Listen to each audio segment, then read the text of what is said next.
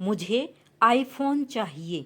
बेटे की जिद की एक प्यारी सी कहानी एक बार जरूर सुने। जय स्कूल से वापस आया। वह लिफ्ट में घुसा, तभी उसी के फ्लोर पर रहने वाला राकेश मिल गया। वह जय के ही स्कूल में पढ़ता था। जय ने पूछा, क्या हुआ, आज स्कूल नहीं गया? यह सुनकर राकेश बोला, मेरे पापा आज मुझे घुमाने ले गए थे और जानता है उन्होंने मुझे क्या दिया? यह सुनकर उसने जेब से आईफोन निकाल कर दिखाया। जय यह देखकर हैरान रह गया। अभी से आईफोन? मेरे पापा तो मुझे सिंपल सा फोन भी नहीं लेने देते। यह सुनकर राकेश हंसने लगा। किस दुनिया में रहते हो तुम लोग?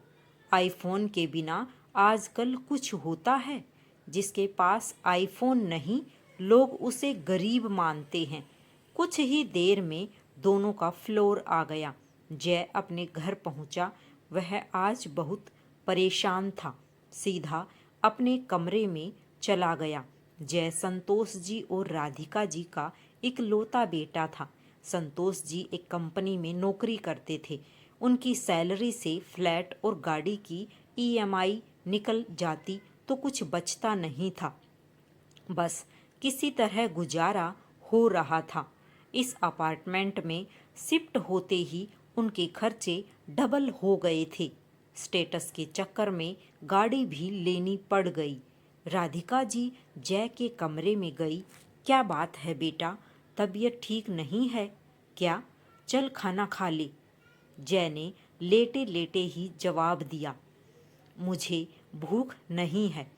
राधिका जी समझ गई कि किसी बात पर गुस्सा है। वो बोली, मुझे बता, बात क्या है? क्या स्कूल में किसी ने कुछ कह दिया? जय उठकर बैठ गया।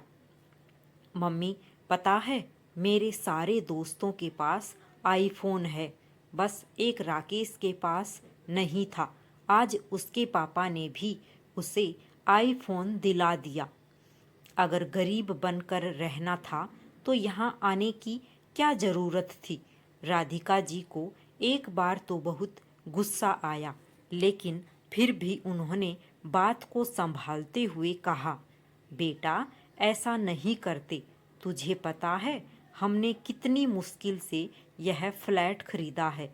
उसकी ईएमआई, गाड़ी की ईएमआई, इसके बाद बहुत मुश्किल से घर का खर्च चल पाता है। जय रूठ कर बैठा था। वह बोला, बस यही सब बहाने लगाते रहो। पापा को बोले न कोई बड़ी कंपनी ढूंढ ले जहां अच्छी सैलरी मिले। राधिका जी को अब गुस्सा आ गया था। हाँ, तुझे लगता है तेरे पापा जानबूझकर कम सैलरी की नौकरी कर रहे हैं? जानता भी है कुछ बड़ी कंपनी से हर दिन लोग निकाले जा रहे हैं। और हाँ, कान खोल कर सुन ले, कोई आईफोन नहीं आ रहा है। तेरे स्कूल की फीस भर रहे हैं, वही काफ़ी है। अपनी पढ़ाई कर, इन सब चक्करों में मत पड़। मम्मी को गुस्से में देखकर एक बार जय को लगा कि अगर ज़्यादा बोला तो मम्मी मारना भी शुरू कर देगी। इसलिए वह चुप हो गया और मुंह फेर कर सो गया। शाम को संतोष जी घर आए। जय, ये मैं क्या सुन रहा हूँ? आज तुम फिर से आईफोन की जिद पकड़कर बैठ गए। मैं तुम्हें आईफोन नहीं दिलवा सकता। हाँ, जब तुम स्कूल ख़त्म कर लोगे तो एक सस्ता सा फ़ोन तुम्हें मिल जाएगा। इससे ज़्यादा की उम्मीद मुझसे मत करना। पापा, आपको पता है जिस सोसाइटी में आप हमें ले आए हो, वहाँ और मेरे स्कूल में सबके पास आईफोन है। सब मुझसे अच्छे कपड़े पहनते हैं, सबके पास बाइक है। हमें यहाँ आना ही नहीं चाहिए था।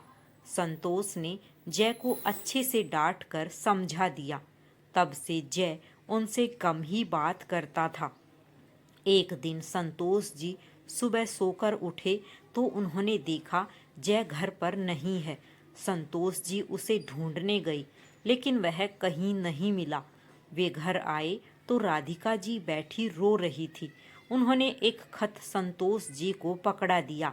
उसमें लिखा था, पापा, मैं घर छोड़कर जा रहा हूँ। मैं अब कुछ बनकर ही वापस लौटूंगा।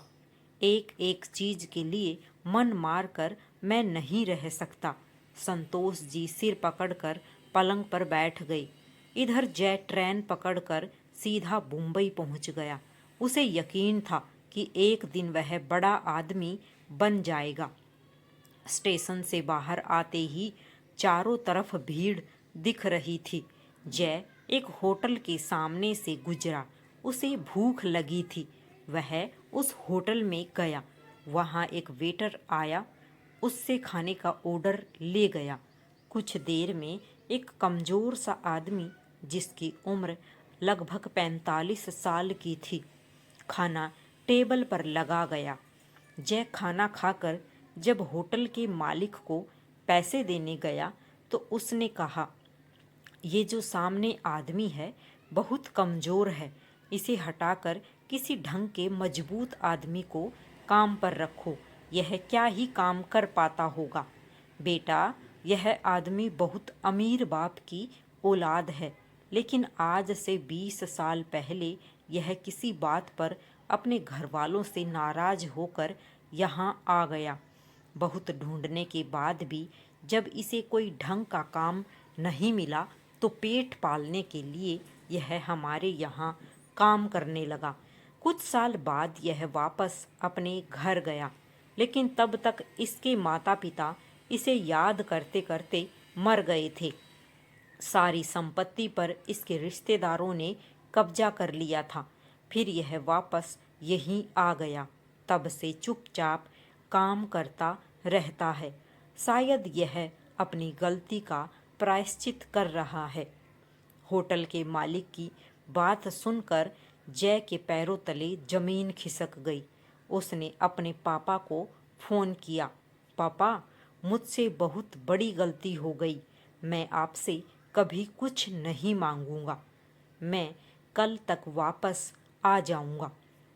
संतोष जी ने पूछा, बेटा तू कहाँ है? मैं तुझे लेने आ जाता हूँ।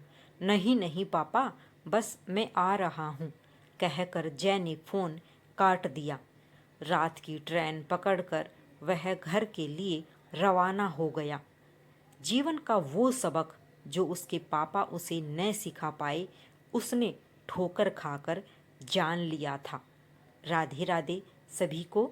आपको ये कहानी कैसी लगी कमेंट बॉक्स में ज़रूर बताएं। जय श्री कृष्णा।